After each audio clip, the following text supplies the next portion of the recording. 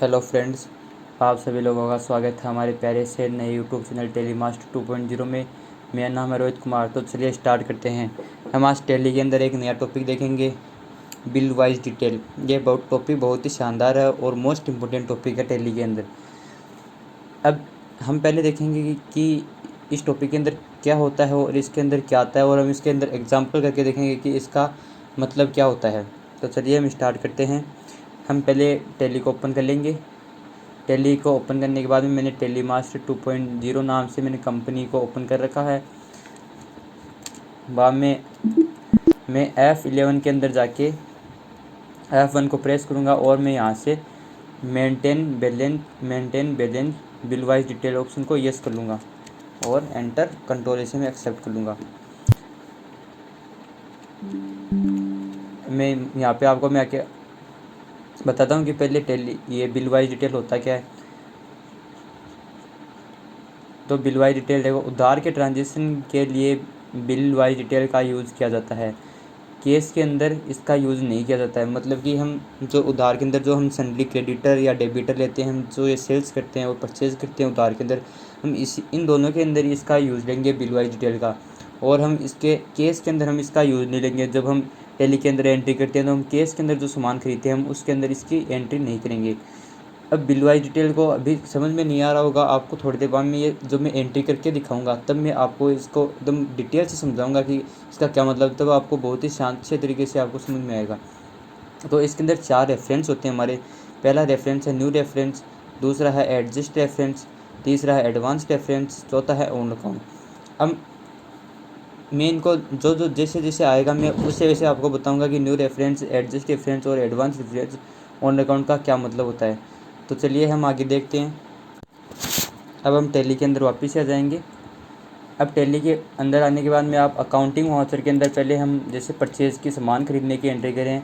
अब इसके अंदर हम F12 की को प्रेस कर से यहाँ से मैं एक ऑप्शन ऑन करूँगा जो यहाँ पे दिखाई दे रहा है, use default for bill allocation. इसको आप यहाँ से नो कर देना और इसको कंट्रोल से एक्सेप्ट कर लेना। अब यहाँ से मैं आपको एक एंट्री करके दिखा रहा हूँ। जैसे मैंने 1/4 को मैं एक एंट्री कर रहा हूँ। यहाँ पे मैं 1/4 ले लेता हूँ। मैं पार्टी अकाउंट नेम के अंदर जैसे मैंने सप्लायर की मैं एक लेज़र बना रहा हूँ।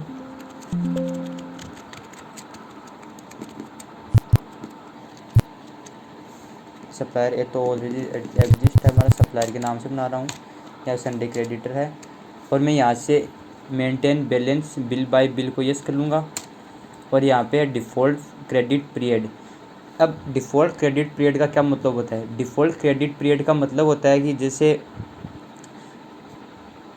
मान लो कि हम आज इस सप्लायर से उधार के अंदर माल खरीदते हैं, लेकिन हम खरीदने के बाद में हम जो रुपए देंगे उसको हम 5 दिन, 10 दिन या 15 दिन, कितने दिन के बाद में हम रुपए देंगे, जो मोहलत होती है उसको हम यहाँ पे लेंगे। जैसे मैंने यहाँ पे 5 लिख दिया तो अपने आप यहाँ पे आ गया 5 डेज़। भाई 5 दिन के बाद में 5 दिन के अंदर अंदर हमारे को रुपए जो चुकाने हैं, बाद में हमारा ब्याज स्टार्ट हो जाएगा, इसलिए हम यहाँ पे 5 डेज लिख देंगे और हम इसको भी यस कर देंगे। बाद में हम यहाँ पे एड्रेस दे देंगे सिक्कर जैसे, और हम इसको कंट्रोल से एक्सेप्ट कर लेंगे। अब ये सारी डिटेल भर देना। और मैं यहाँ पे परचेज अकाउंट, यहाँ जैसे मान लो मैंने फ़ैन की लेजर बना के 100 क्वांटिटी मैंने यहाँ पे फ़ैन की परचेज़ कर रहा हूँ।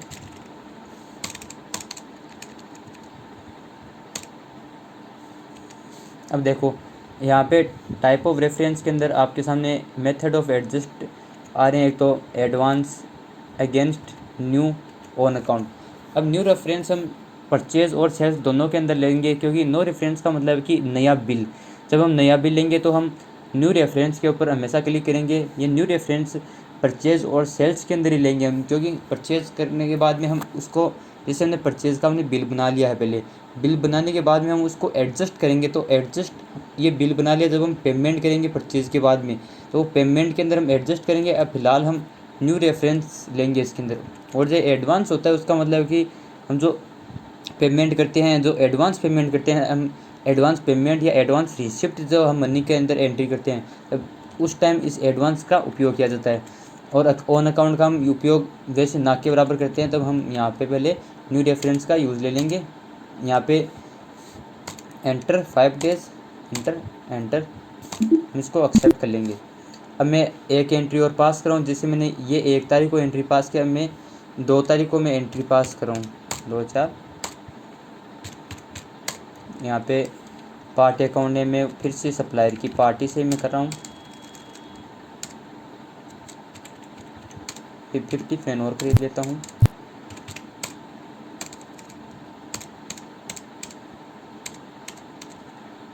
ये मैंने वापस से न्यू रेफरेंस से लिया है।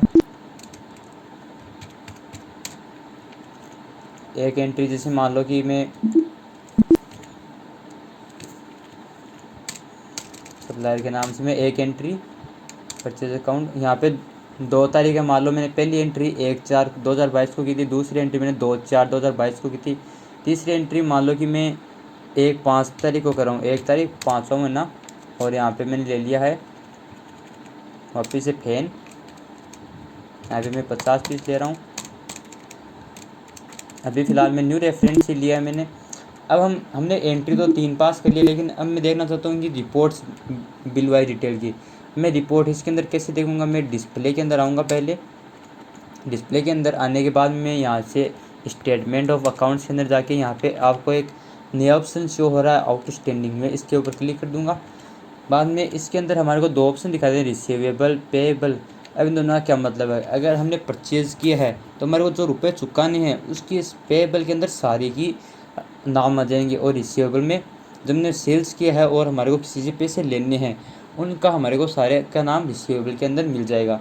जैसे हमने अभी सारी एंट्री परचेज़ की है, वैसे ही हम सारी एंट्री सेल्स के अंदर भी क्रम वाइज रूप से कर सकते हैं। हम पेएबल पे क्लिक करेंगे। अब यहाँ पे देखो आप, हमारे को सारे सप्लायर का नाम दिखाई दे रहा है, और पेंडिंग अमाउंट भी हमारे को साथ में दिखाई दे कितने रुपए बाकी है और डेज कितने हो गए हैं।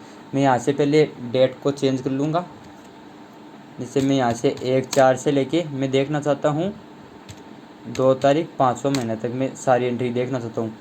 अब ये सारी एंट्री मेरे को शो हो रही है। देखो ये मैंने 1/4 को एंट्री की थी, तब इसको 26 दिन ज़्यादा हो गए हैं, मतलब कि 26 दिन ज़्यादा हो गए। इसका मतलब कि मैं इससे बाद ब्याज के रुपए वसूल सकता हूँ।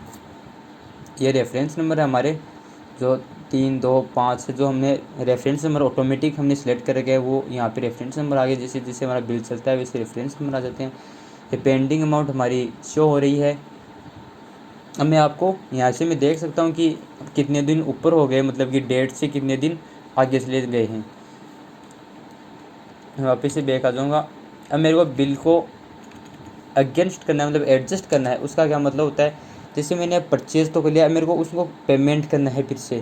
तो पेमेंट करने के लिए मैं पेमेंट वाउचर पे आके F5 की प्रेस करके पेमेंट वाउचर पे आ जाऊँगा, और बाद में यहाँ पे सप्लायर को सिलेक्ट कर लूँगा। तो मेरे को सप्लायर को 2 लाख रुपए जो हमारा है चुकाने हैं, लेकिन मैं मान लो कि मैं अभी 1 लाख रुपए ही दे रहा हूँ। इससे पहले मैं यहाँ पे एक डेट, यहाँ पे 1/5/2022 है, मैं यहाँ पे एक बार डेट लेता हूँ 1/4/2022, और मैं यहाँ पे मतलब कि मैंने 1 लाख रुपए ले लिए हैं।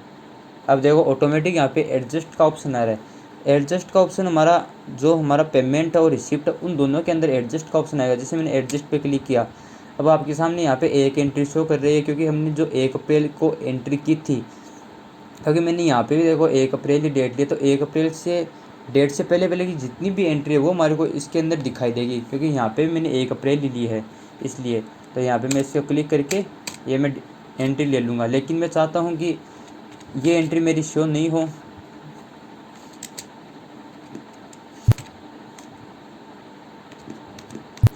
जैसे मैं वापस से एक बार सप्लायर को सिलेक्ट कर रहा हूँ, मैं चाहता हूँ कि यहाँ पे 2 अप्रैल लूँगा मैं एक बार।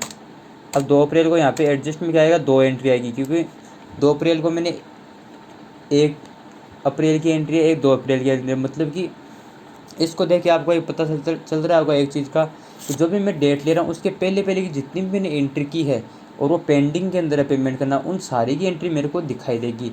अब मैंने एक एंट्री जो मैंने 1 तारीख 5वां महीना के अंदर की थी, मैं वो डेट ले रहा हूँ। जैसे मैंने ले ली 2/6/2000। अब 6 मैं एडजस्ट पे जैसे ही क्लिक करूँगा, अब मेरे को देखो 2 एंट्री शो हो रही है, 1 तारीख की और 2 अप्रैल की। मैं यहाँ से मैंने मान लो 1 लाख रुपए की एंट्री ले ली है, मैं नगद के अंदर दे रहा हूँ तो केस यहाँ पे मैं ले दूँगा।